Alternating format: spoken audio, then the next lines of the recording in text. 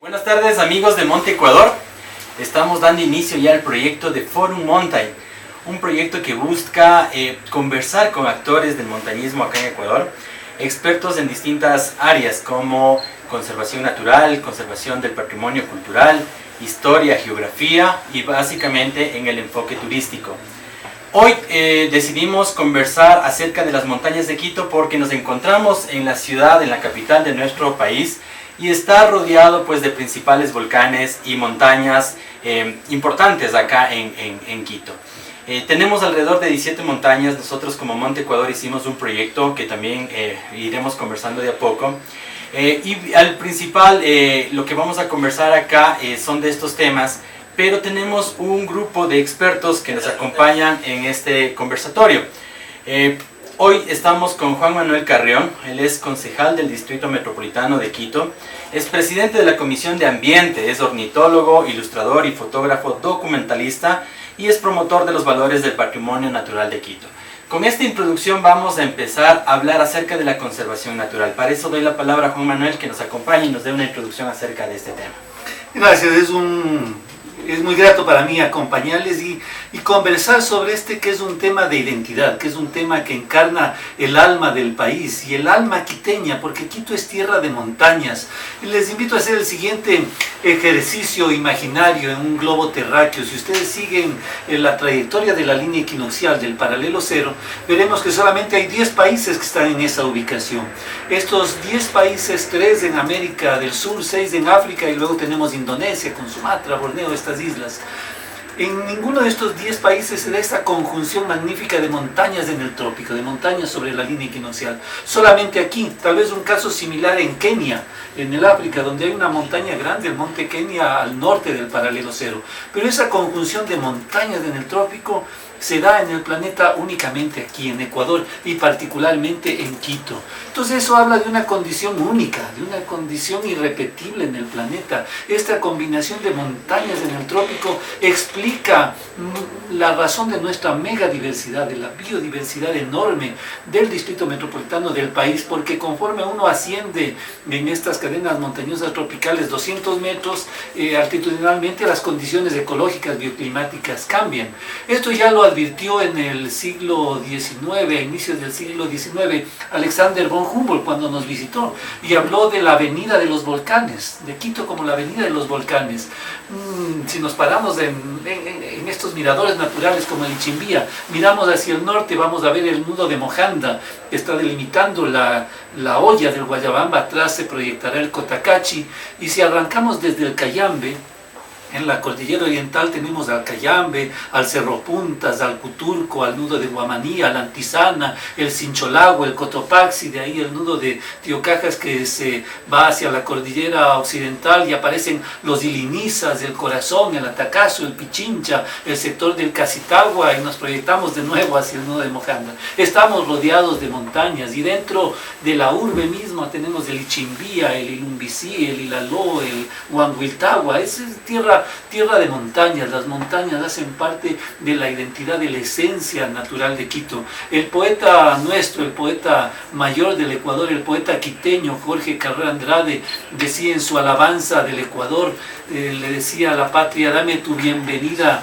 de rocío, tu gran abrazo verde, oh madre coronada de hielo y colibríes. Yo me quedo con esa imagen de las montañas quiteñas, de estas madres telúricas coronadas de hielo y colibríes, tierra de chuquiraguas, tierra de quimbres, tierra de cóndores, tierra de ucumaris, que es el oso de anteojos, de pumas, de zorros, de páramo, tierra de una biodiversidad extraordinaria que tiene en las montañas, en la altura, un ecosistema, el ecosistema de páramo, que es singularmente especial, que marca la identidad quiteña de manera gravitante. Yo creo que mucho de lo que somos, de la forma de ser y de proyectarse de los quiteños anímica y espiritualmente, se nutre de esa cercanía de los espacios forestales naturales de la montaña, de los páramos, de los bosques andinos, de la vegetación que ahora subsiste como un remanente escaso pero muy valioso en las quebradas, ¿no? Nuestras quebradas son repositorios del patrimonio natural quiteño. Actualmente, desde mis funciones como presidente de la Comisión de Ambiente, como concejal del Distrito Metropolitano de Quito, yo quiero desarrollar un discurso que priorice la conservación del patrimonio natural quiteño, que le preste atención a las quebradas como patrimonio natural de la ciudad. Hay que legislar para darles ese carácter intangible que le corresponde a lo patrimonial a nuestras quebradas. No son como lamentablemente los quiteños la hemos tratado en el pasado, las hemos tratado como espacios cuya vecindad había que evitar, ¿no es cierto? Como espacios en los cuales la ciudad depositó su basura, espacios que fueron rellenados para abrir paso a la modernidad, espacios que fueron menospreciados, ahora se convierten en espacios que están llamados a convertirse en espacios extremadamente valorados, espacios respetados, espacios, insisto, en torno a los cuales hay que legislar por su protección para lograr, con esta y otras acciones, la meta de que Quito aspire a ser declarado Patrimonio Natural de la Humanidad. Somos ya desde el 8 de septiembre de 1978 Patrimonio Cultural de la Humanidad, pero podemos aspirar a ser también Patrimonio Natural de la Humanidad.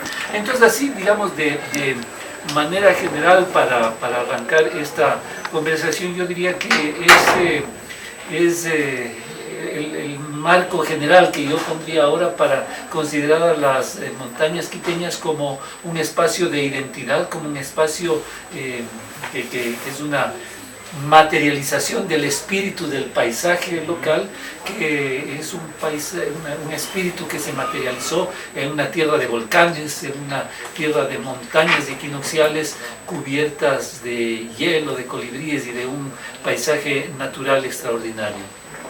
De acuerdo, Juan Manuel, con esta introducción pues muy gratificante, muy rica en sí en conocimiento. Cuando hablamos de montañas de Quito, ¿qué se nos viene a la mente? O sea, ¿qué deberíamos explicarle a un turista que no conoce las montañas de Quito?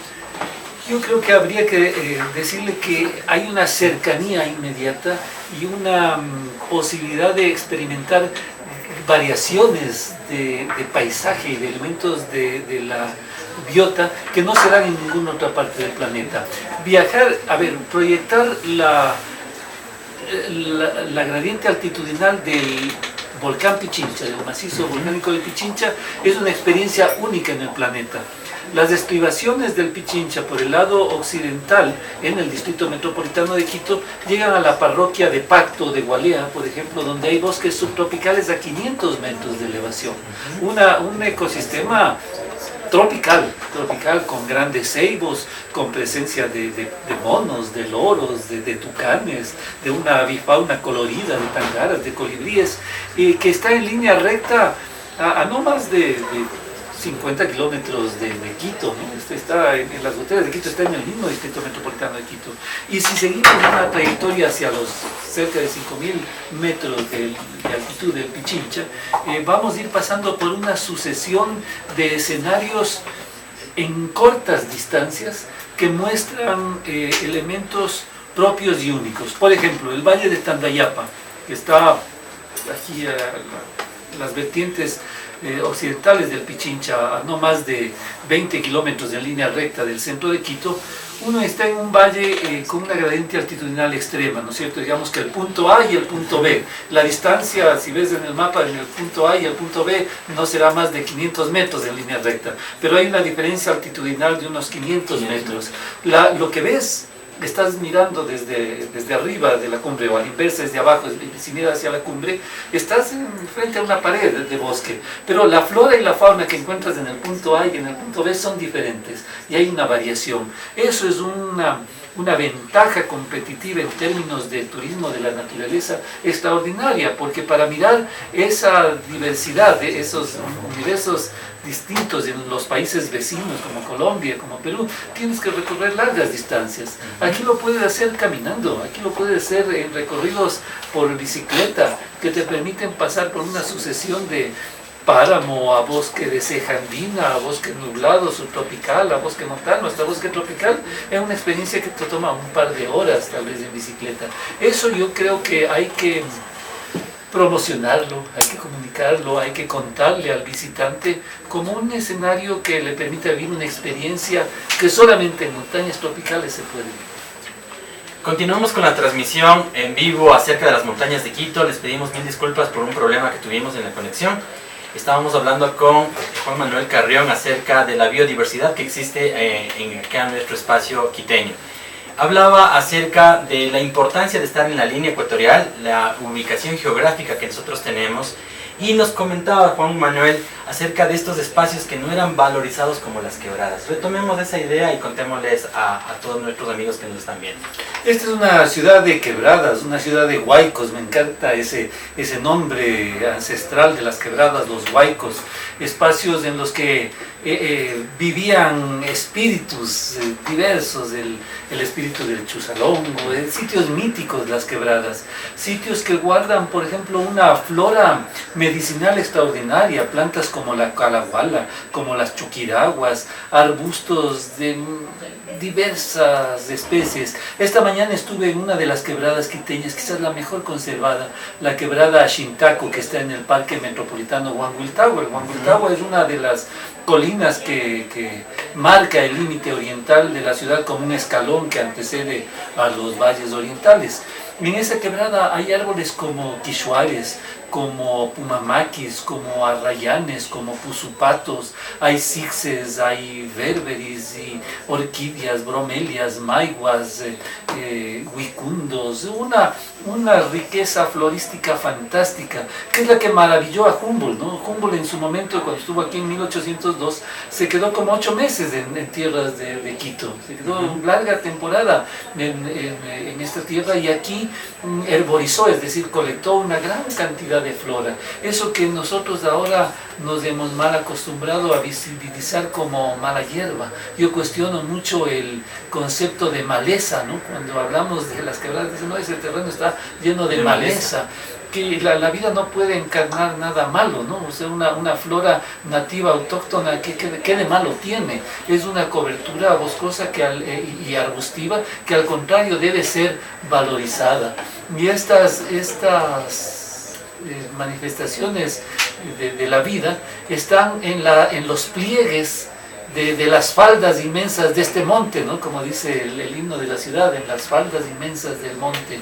Ahí es donde encontró pedestal esta ciudad, y es en esos pliegues que cumplen por lo demás una función geomorfológica importantísima para la ciudad, porque son las escorrentías naturales del Pichincha donde se guarda y donde se preserva la vida. Creo que esta montaña, este macizo volcánico del Pichincha es el monte tutelar de los quiteños, hace parte de quienes somos nosotros, el Guagua Pichincha, el Ruco Pichincha, sitio de admiración en el pasado de cóndores. Todavía se ve cóndores en ciertos espacios, en estos espacios más bien de paso, ¿no es cierto? Animales que están moviéndose en toda esta cadena montañosa de 17, han mencionado ustedes, alrededor de la hoya de Guayabamba, que son territorio de cóndores.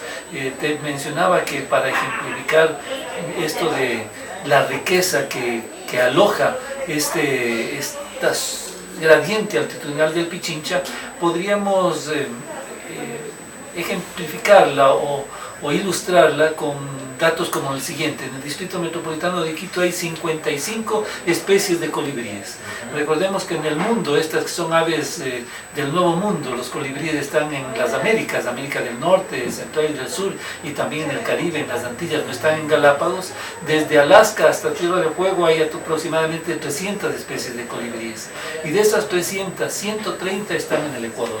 Y de las 130, 55, casi la mitad, están en el Distrito Metropolitano de Quito. Esa es una riqueza extraordinaria. Esta es tierra de colibríes.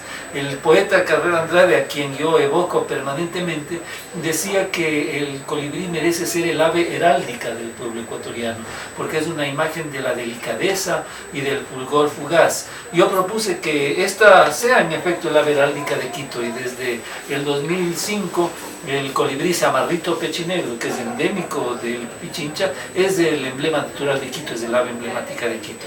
Entonces creo que hacia esa valoración tenemos que propender como autoridades y como promotores de los valores de nuestro patrimonio, que la ciudadanía cobre conciencia del privilegio que significa vivir en este espacio natural único en el planeta, que cobre conciencia de la necesidad urgente de limitar la expansión urbana, de proteger las montañas, de conservar, de impedir que las estribaciones del Atacazo sigan siendo ganadas por una expansión urbana, que las faldas del Ilaló sean ganadas a sí mismo por la expansión urbana, como en su momento fueron ganadas estas faldas en el caso de Pichincha con las expansiones urbanas. Hay que volver tal vez esa visión ancestral nuestra, de nuestros pueblos originarios, de considerar casi que deidades a las montañas, a la Pachamama, a estos surcos, a estos cerros nuestros que son una expresión no solamente física, paisajística, sino yo diría espiritual de la quiteñidad. De acuerdo, Juan Manuel, ¿el quiteño, crees, a tu criterio, se siente identificado con las montañas de Quito o piensan que estábamos únicamente a 2.800 metros? Yo creo que hace falta una mayor, ¿qué diría?, cultura geográfica y de identidad y de pertenencia de los quiteños a nuestro espacio. Yo te diría que el 90% de las ocasiones que subo en las góndolas del teleférico hacia los páramos de Pichincha y comparto este espacio en un día despejado, soleado, que se ve la avenida de los volcanes con los visitantes que vienen de ahí, yo te diría que en casi todos los viajes me escucho que las personas se preguntan cuando miran los nevados, dicen, mira qué lindo, ¿cuál es? Mirando cualquiera de ellos, el Cayambe, la Antisana, y todos dicen, no, es el Chimborazo, o sea, todos dicen el Chimborazo y pocos, por no decir nadie, atina a reconocerlos, a saber, a diferenciar cuál es el Cayambe, cuál es el Antisana, no se diga el Sincholagua y los otros, no, estamos desubicados, no tenemos conciencia de dónde estamos. Y yo creo que si tú no eres consciente de dónde estás, de cuál es tu espacio físico, de dónde estás en el planeta, en el mundo, en el cosmos, difícilmente puedes dar el salto a saber quién eres, porque eres en función de dónde estás, creo yo. Entonces creo que es necesario que tengamos que desarrollemos una campaña de formación y de información sobre estos valores. Yo recuerdo que en la escuela, cuando me enseñaban geografía, hacíamos un trabajo manual de unas maquetas en papel maché o en plastilina de la olla de Guayabamba, y ahí hacíamos las montañas, todo eso. Dice, sí, valioso, pero aquí tenemos, el aula está aquí a la vista, ¿no es cierto? Basta con subir al Ichimbía y irlos a caminar ahí de estas montañas para que sepamos exactamente dónde estamos, ¿no? Entonces creo que, si bien es cierto, hacen parte nuestra, porque ¿cómo no sentirse habitante de las montañas cuando tienes que caminar por el centro de Quito, que son subidas y bajadas? Pues, o sea, los huaicos, las quebradas cruzan el centro de Quito, y eso impone una topografía de la ciudad que te obliga a subir y bajar. Había un viajero del siglo XIX, Alejandro Jolinsky, que decía que la vida de los quiteños es un subir y bajar y subir, ¿no? Es el mismo viajero que describía al Machanga como una sucesión de remansos siempre llenos de bañistas, esto entre paréntesis para ilustrar cómo hemos transformado el paisaje, ¿no?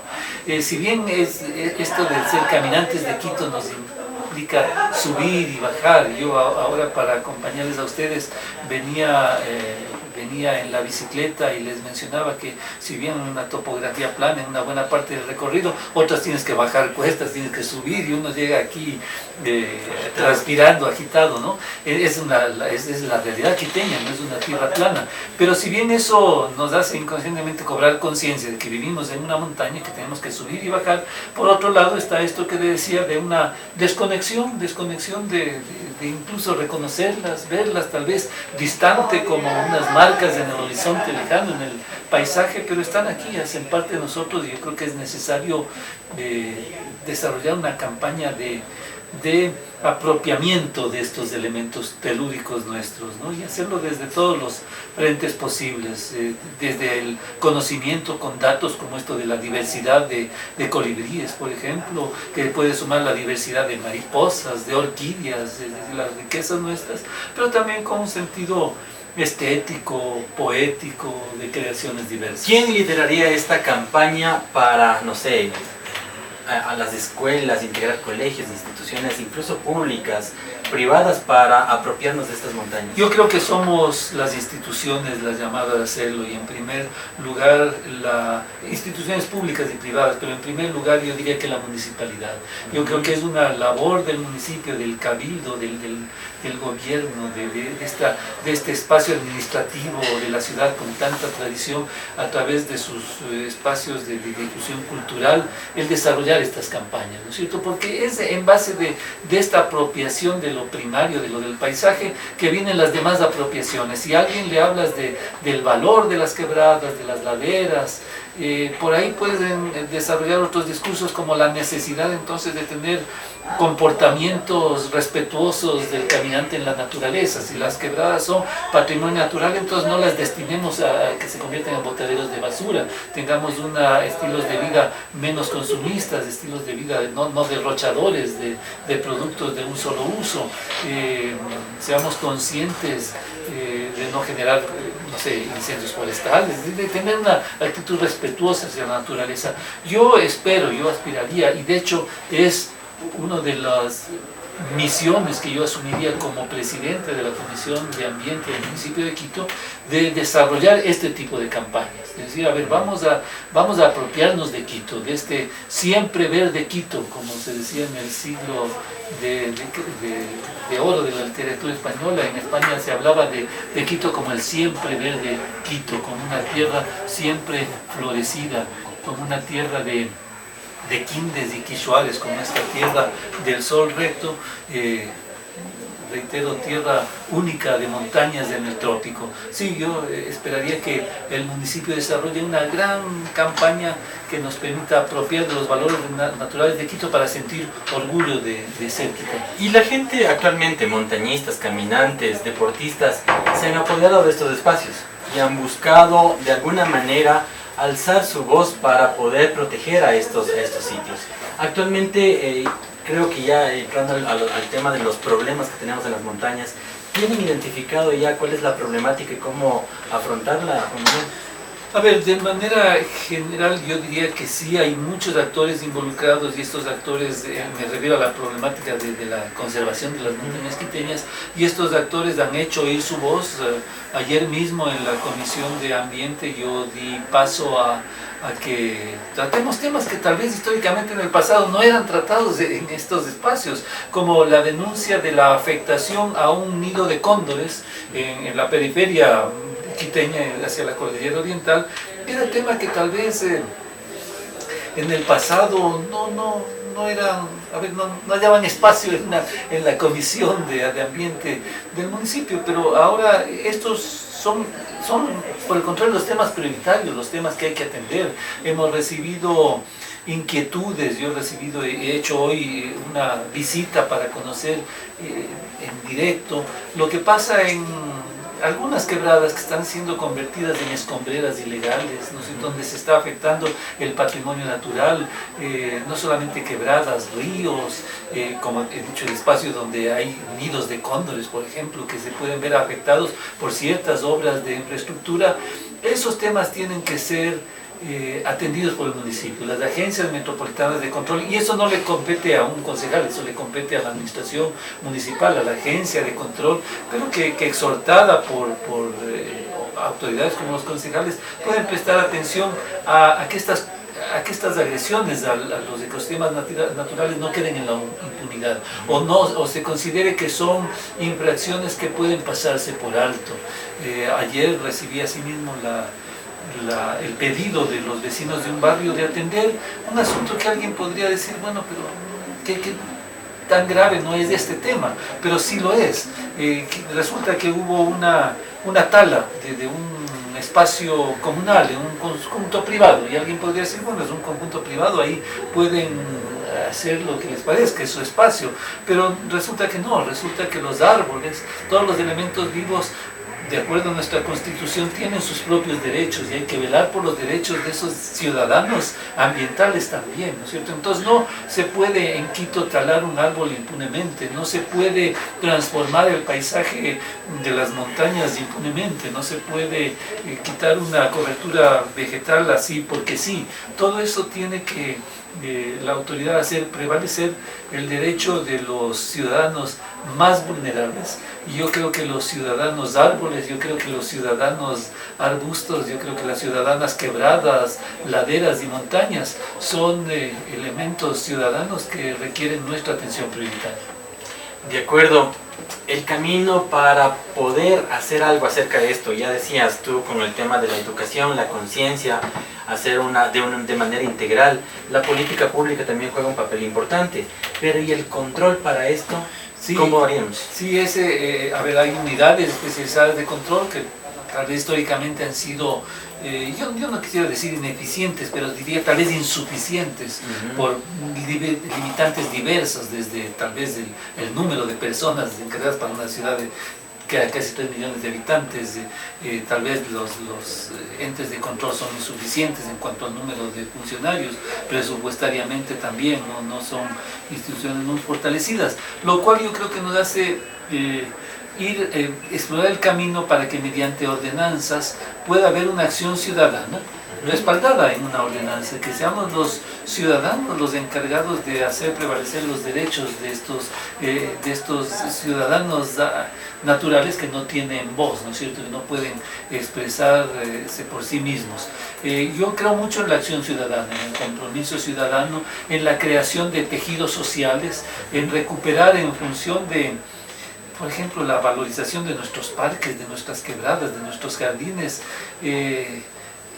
colectivos ciudadanos que se articulan, así como ustedes se articulan en torno a la conservación de las montañas, que esto se expanda a la conservación de los espacios naturales, y van a ser esos actores comprometidos los guardianes del Parque Metropolitano Huanhuiltagua, los guardianes del Igualaló, los guardianes del Cerro Puntas, todos estos grupos ciudadanos, los que con la normativa municipal, con las ordenanzas trabajar al respecto, puedan encontrar un respaldo para sentirse como una suerte de guardabosques, guardamontañas honorarios, con la capacidad de denunciar, de intervenir, de llevar adelante procesos que preserven nuestras riquezas. Dentro de esta presidencia de la Comisión de Ambiente, ¿el ciudadano común o los colectivos sociales pueden unirse a estas comisiones? ¿Hay espacios para ellos? Bueno, las comisiones y el cabildo sesionan de manera pública, es decir, pueden las personas acudir a eso, pero más allá de eso,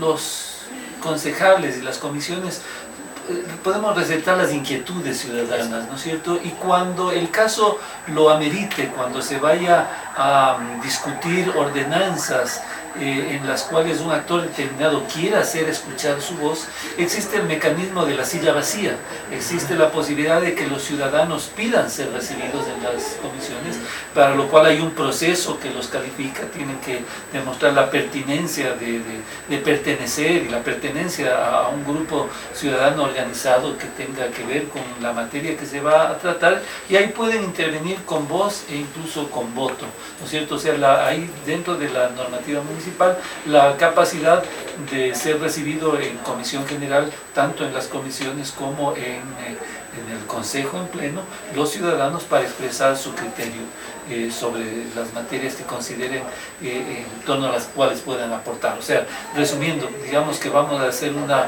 ordenanza de protección de las montañas quiteñas, ¿no es cierto? Colectivos como el de ustedes pueden solicitar el ser recibidos y discutir las ordenanzas, aportar. La idea de esto es que las ordenanzas sean construcciones colectivas también, son leyes que los legisladores municipales, en este caso los concejales, estamos llamados a debatir, pero en ese debate hay espacio para la ciudadanía a través del mecanismo de la silla vacía. Qué bueno, eso hacemos la invitación también a los colectivos de montañistas, que tenemos agrupaciones independientes, clubes deportivos de montañistas, que han visto algunos problemas en las montañas de Quito. Ejemplo, en el Unguí hemos encontrado como botadero de neumáticos y ha habido incendios forestales también por causa de esto en el Atacazo. No se diga, tenemos también problemas con incendios forestales y tuvimos un caso crítico también con el Cantón Mejía, que está colindando el Atacazo. En el Ilalón, no se diga. ¿Qué pasa en este sector de Catequilla, con estas zonas que son mineras? Bueno, a ver, yo conozco la importancia de Catequilla como quizás el sitio arqueológico más trascendental que tiene Quito, que tiene el Ecuador. Es un semicírculo que marca con absoluta precisión el paso de la línea equinoccial. Es un semicírculo al que le falta 23 grados para hacer un semicírculo perfecto, y esos 23 grados son justamente el grado de inclinación, de desviación del eje de la Tierra. Es decir, que eso habla de que quienes esas mediciones hicieron, nuestros pueblos ancestrales, tenían un conocimiento matemático, astronómico extraordinario. Pero lamentablemente ese espacio es desconocido, ese espacio no está puesto en valor, ese espacio está olvidado, y ese espacio es vulnerable por el tema de la explotación de canteras, ¿no?, que hay en los alrededores. Sí, es un tema preocupante, es un tema que hay que atender. Yo recuerdo que estamos menos de un mes todavía en funciones, y son tantas las problemáticas que atender que en su momento llegará esta, y cuando llegue le pondremos especial atención. Pero digamos que le pondremos especial atención bajo este planteamiento de que para nosotros es prioritario destacar los ejes ambiental, patrimonial, cultural, ¿no es cierto? Estos ejes que yo creo que son los trascendentales para la ciudad en este momento. Muy bien, Juan Manuel, pues hemos hecho un recorrido por las montañas de Quito, hemos hablado de la importancia de la ubicación geográfica, de la biodiversidad, de la conciencia que deberíamos tener nosotros como ciudadanos al habitar en estos espacios, y de darnos cuenta, ¿no?, el valor que nosotros podríamos darles a estas montañas. Hablamos un poco de la problemática, y justo pues invita a Juan Manuel a ser parte de estas comisiones, pero en unas comisiones que nos permitan aportar, incluso técnicamente, profesionalmente, y hacemos un llamado a todos los colectivos, en este caso lo que nos compete con Monte Ecuador, a grupos de montañistas que todos los fines de semana están en las montañas, conocen el sitio y podrían aportar a esta comisión de ambiente. Agradecemos, Juan Manuel, tu presencia acá con nosotros en este primer espacio de Forum Mountain. Te dejamos con un mensaje final, por favor, para la colectividad. Mi saludo fraterno para todos ustedes. Creo que el ejercicio de estar en la montaña, de caminar en la montaña, de recorrer la montaña, es una experiencia vital, espiritual, que hace que quienes lo practicamos nos sintamos fraternos, nos sintamos hermanos. Tal vez la invitación a mantener el comportamiento como el que ustedes hacen, al de tener tal vez la previsión de siempre dejar el sitio que hemos recorrido mejor que como estaba cuando llegamos a él. Y en acciones tan cotidianas, tan sencillas como el recoger la basura que otros dejaron ahí, cuando la encontremos a nuestro paso, va a ir marcando poco a poco la diferencia. Y bueno, la actitud y las puertas del despacho de la Concejalía y de la Presidencia de la Comisión de Ambiente están siempre abiertas para escuchar sus propuestas, sus inquietudes. Bienvenidos siempre. Muchas gracias, y nos conectamos en el siguiente espacio con el siguiente entrevista. Muchas gracias, Juan. Gracias. Gracias.